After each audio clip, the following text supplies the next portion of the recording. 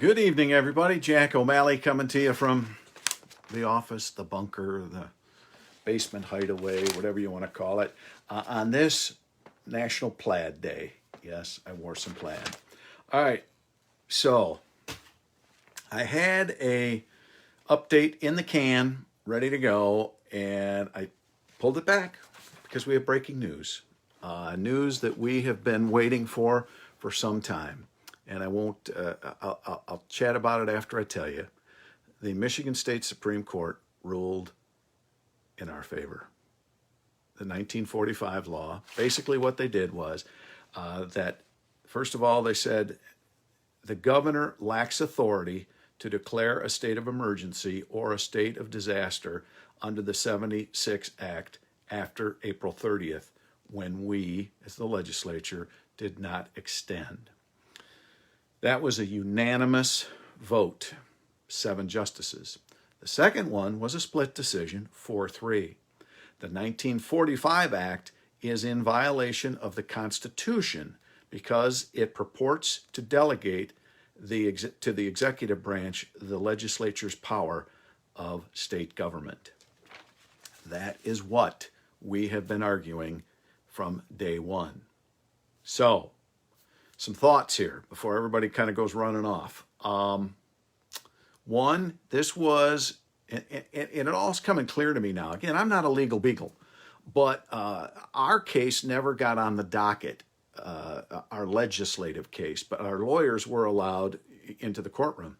If you remember, a couple of doctors, medical folk, one from the Grand Rapids area, one from the Wellston Medical Clinic, which is in the Fighting 101, Jordan Warnholtz, filed a lawsuit, said, wait a minute here, this isn't right. We've had people that have been hurt because they couldn't get medical treatment because of these executive orders that were not legal.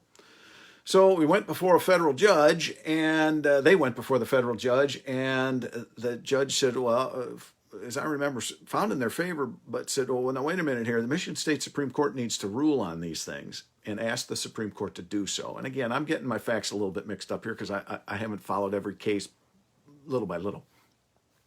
But the Supreme Court, I think, then set aside our cases because these cases were exactly the same, and they weren't necessarily dealing with the legislature, they were dealing with citizens, which is more impactful when you think about it. And our lawyers, when they were allowed to speak before the justices, said, hey, look, that 1945 law, she can't do it because it renders things unconstitutional. The legislature cannot be removed from the process. And ultimately, the Supreme Court agreed. So, I repeat, the judge's executive orders after April 30th don't stand. And 1945 is found unconstitutional. Now, where do we go from here? Again, I'm not a legal beagle. Don't run off and say, Jack said this, and this is the way it's going to happen, and if it doesn't happen exactly this way, here's what I understand. I would assume, and you know how anything is a legal brief? That's why you have lawyers. They got to read through it all. Somewhere in there, I'm going to guess, it says, this verdict will take effect on fill in the blank. That it'll be a week or two, maybe even 30 days. Hang in there with me. The point is the justices, as I'm told, will probably, this was before all this happened, because it was, well, what happens if?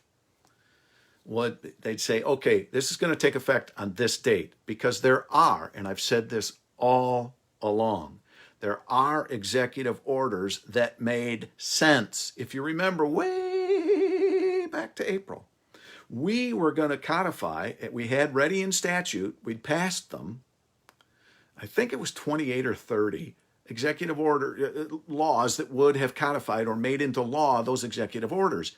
The governor chose not to sign them when she gave us the hand, right? So we're going to have to do that same thing. There are executive orders that make sense out there. And so we're going to have to go through them all and look at them. I don't think there's going to be 190 codified, but there will be some that need to be put into place to protect, first frontline workers, et cetera, et cetera, et cetera. So let's unpack this whole thing and let's move forward.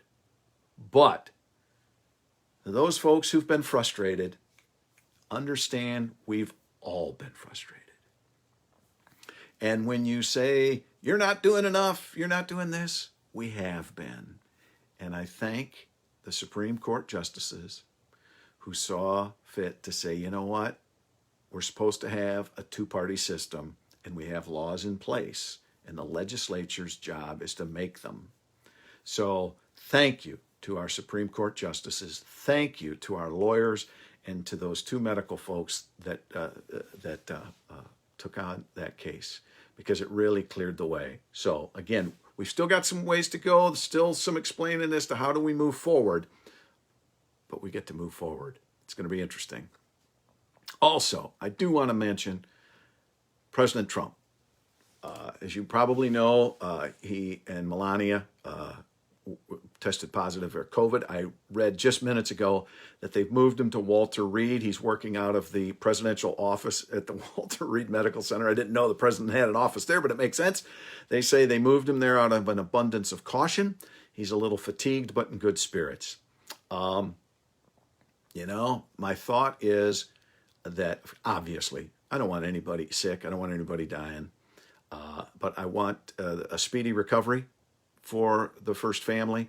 And, I hope that it is just more of a minor situation. He is, 73, 74, so he's in that age group. So, but I hope that it's a mild case, and I hope that we can use the president's example of getting COVID, and Melania too. I guess she's just got a headache. We can use that case to show people that COVID needs to be concern, but there doesn't need to be fear. If you're in a certain age group, if you're a certain health group, yes, we need to be extra careful. But we've created this environment where so many people think of COVID as a death sentence. And I know every day we talk about the new people who are sick, and we mention the dead, and it's not good. Don't hear me say that it is. But I wish we could start the day by saying every day, you know how many people survived COVID today? Let's change the narrative. We need to be smart. We need to be safe. But we've developed this idea of fear, and the COVID is not an automatic death sentence. COVID, dead. No, many, many people survive, and we're moving forward. So I wish the first family, President and Melania, speedy health. Get back to us soon, and bless all our frontline and doctors out there who are taking care of all our sick, whether they have COVID or heart disease or heart attack or a busted whatchamacallit. Bless them all. So, again, repeating the top story of the day. Justice, the rule of law, the co-equal branch of government system prevailed today. The wheels of justice are slow. But in case you missed it, all executive orders after April 30th were not authorized by law, and that 1945 is unconstitutional. Where we go from here, there's going to have to be some codifying as I understand it. So hold on. That don't mean you can just start going, whipping and whooping and hollering. Bear with us, please. I want order. I want common sense. Okay? Doesn't mean it's a free-for-all. All right? Mom and Dad didn't leave $50 in the car keys on the counter tonight. You got that? Let's be smart. Also, interestingly enough, just popped into my head, today was the day they dropped off the 500,000 unlocked Michigan signatures. Still important, because we need to get that 45 law the heck out of here. Get rid of it. And so that the Unlocked Michigan petitions will come in handy, and we'll get her done for you there as well. All right? So I mentioned it on Wednesday. I'll do it again. We got to remember, pray for each other. All right? Pray for the president. Pray for all those that are sick. And let's be nice to each other. We're heading into the heated election season, and we can disagree, and we can even disagree, with some vigor. But do not be mean to each other. Be respectful. You and I can disagree respectfully, all right? Because that's how we get things done. So Let's please be nice to each other. Let's be kind. Let's be respectful. All right? Let's enjoy this weekend, even if it's raining, because we won, ladies and gentlemen. Stay tuned for more details on how we move forward, all right? Have a heck of a Friday night. I plan to. Pizza's upstairs.